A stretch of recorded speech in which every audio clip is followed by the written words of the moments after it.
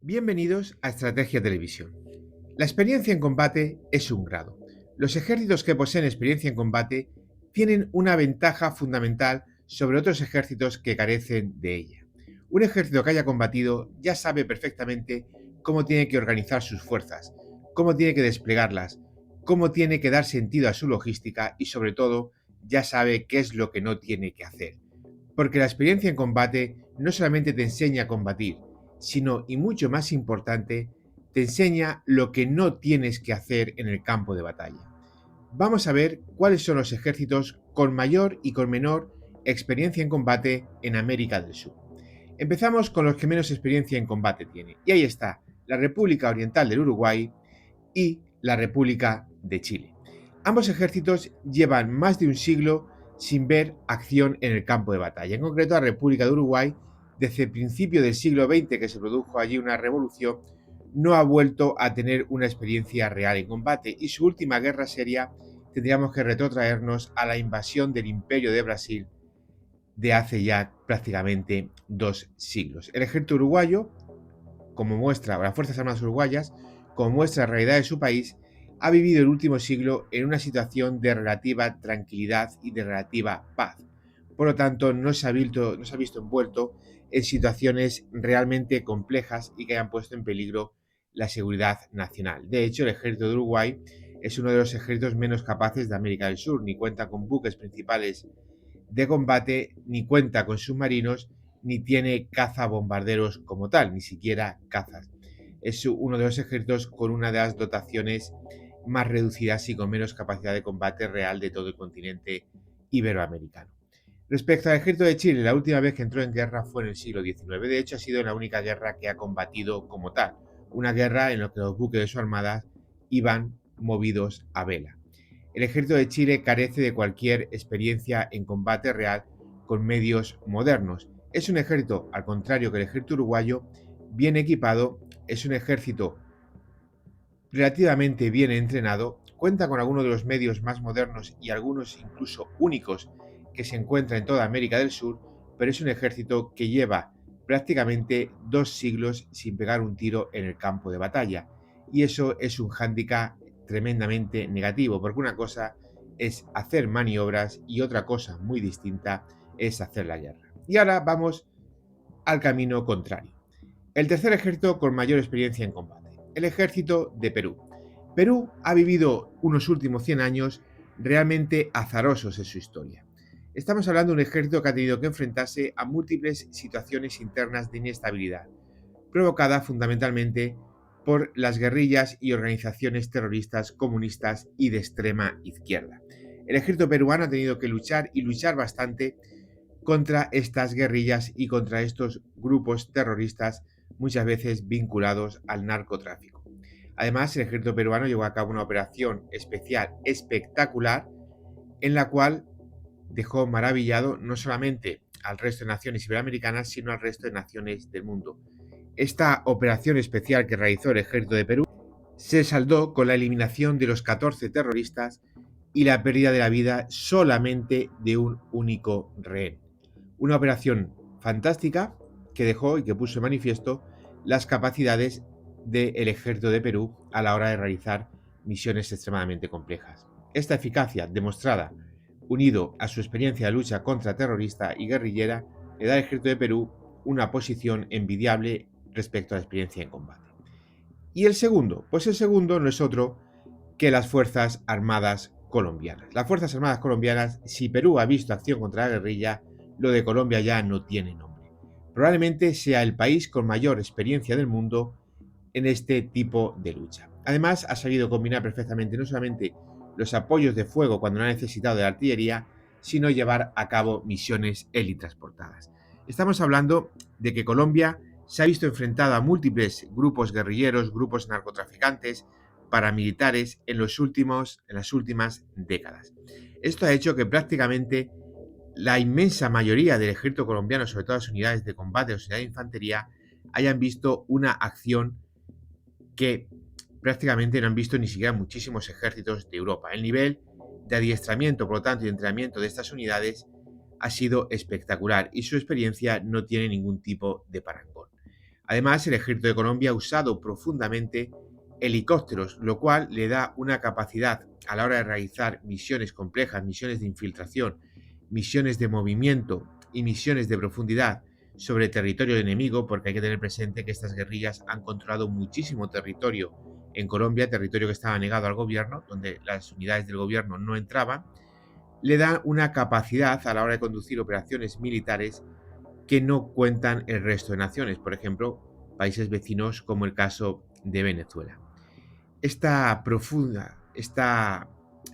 enorme capacidad teletransportada que ha mostrado el ejército de Colombia, junto con también la utilización de unidades de artillería, unidades de caballería, le otorgan al ejército colombiano este segundo puesto en el ranking de ejércitos con mayores y menores experiencia de combate en el campo de batalla. Y es muy importante. ¿Por qué? Porque un soldado cuando se alista normalmente sabe que se está jugando la vida, sabe que puede ir a una guerra, pero hasta que no aprietas el gatillo por primera vez no sabes realmente ni de lo que vas a ser capaz de hacer, ni en la situación que te vas a encontrar en el campo de batalla. Por eso, en este aspecto, ahora mismo podemos estar hablando de que hay cientos de miles, tanto en activo como ya retirados, de soldados y exsoldados del ejército colombiano que ya sí saben lo que es apretar el gatillo, que sí saben lo que es combatir.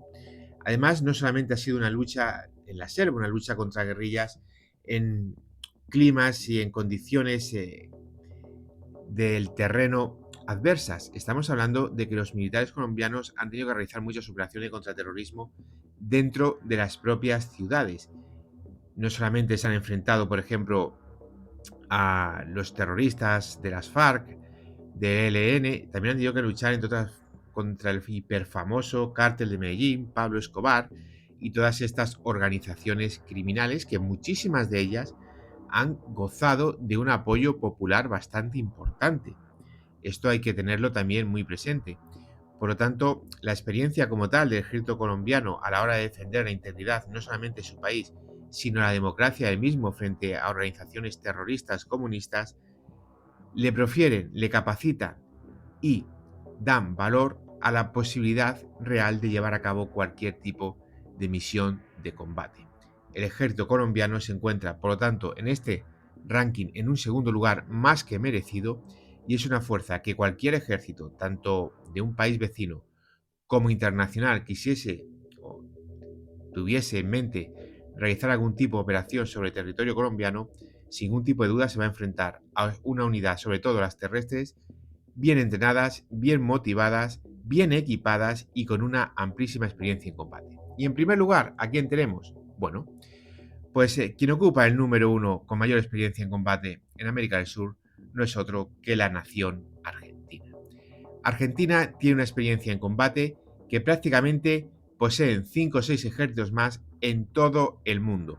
Argentina ha sido uno de los pocos países que en los últimos 50 años ha ido a la guerra y ha luchado en esa guerra en todos los frentes. Es decir, ha combatido en una guerra total, tanto por aire como por mar como por tierra. Los submarinistas argentinos saben lo que es atacar a otros buques, saben lo que es tener experiencia tanto en acciones ofensivas como en acciones defensivas y en la propia protección del submarino ante los ataques de buques de superficie. Eso ahora mismo no hay ninguna otra nación que pueda decir lo mismo. Tendríamos que ir al conflicto de India y Pakistán para poder decir lo mismo. La Armada Argentina sabe lo que es perder buques y sabe lo que es realizar operaciones militares anfibias. Esto hay muy pocos países que lo hayan hecho en los últimos 50 años. Argentina sí lo ha hecho. Su Fuerza Aérea Argentina, tanto la Fuerza Aérea como tal, como la Fuerza Aérea correspondiente al arma naval de la misma, es una fuerza aérea que tiene no solamente una amplísima experiencia en misiones de combate, que ha sido capaz de conducir misiones extremadamente complejas. El hecho, por ejemplo, de volar a 3, 4, 5 metros por encima del nivel del mar es una muestra de ello, sino que además sabe lo que es hundir buques. La Fuerza Aérea de Estados Unidos, la Fuerza Aérea de España, la Fuerza Aérea de Francia, de Alemania, del Reino Unido, tienen muy poca experiencia o directamente ninguna en hundir buques. Argentina tiene muchísima experiencia. Pero además, sus soldados también han visto acción en el campo de batalla, saben lo que es enfrentarse a fuerzas artilleras, saben lo que es desplegar su propia artillería, saben lo que es combatir, asaltar posiciones, defender posiciones, saben lo que es conducir misiones de reconocimiento y saben lo que es utilizar vehículos blindados. Por lo tanto, esto confiere a Argentina una capacidad militar única. Los mandos, la doctrina y las tácticas empleadas por el ejército argentino tienen una base, tienen un sustento en el que alimentarse que no disponen no ya el resto de naciones de América del Sur, por ejemplo sus vecinos Chile, Bolivia, Uruguay, Paraguay o Brasil están a años luz de tener esta experiencia. Cualquier submarinista chileno o brasileño está a años luz de tener la experiencia en combate que adquirieron y por lo tanto ese conocimiento que adquirieron los submarinistas argentinos, o la Fuerza Aérea de Chile o la Fuerza Aérea de Brasil está a años luz de tener la experiencia en combate y de ser capaz de desarrollar las tácticas que fueron capaces de desarrollar y llevar a cabo los pilotos argentinos. Esta experiencia real en una guerra total, porque en el resto de países, la India sí que tiene experiencia en guerra total, con Pakistán, estos dos países sí la tienen. Estados Unidos también en el Golfo tiene una importante experiencia en una guerra total, como tal. La coalición de países que también estuvieron implicados, que han estado implicados en Afganistán, como es el caso de Francia, el caso de Italia, el caso de Alemania, el caso de España, en mayor o menor medida también han adquirido una experiencia en combate real muy importante, pero la experiencia en combate como tal que ha adquirido Argentina por tierra, mar y aire, se la podemos dar a Estados Unidos, se la podemos dar a India, a Pakistán, bueno, ahora la guerra de Ucrania, pero muy pocos ejércitos y muy pocas situaciones pueden decir exactamente lo mismo. Argentina lidera y lidera a base de experiencia y de sangre. Gracias por ver el vídeo, es un honor informaros de la realidad. No dudéis en dejar de vuestras opiniones y nos vemos en el siguiente análisis estratégico.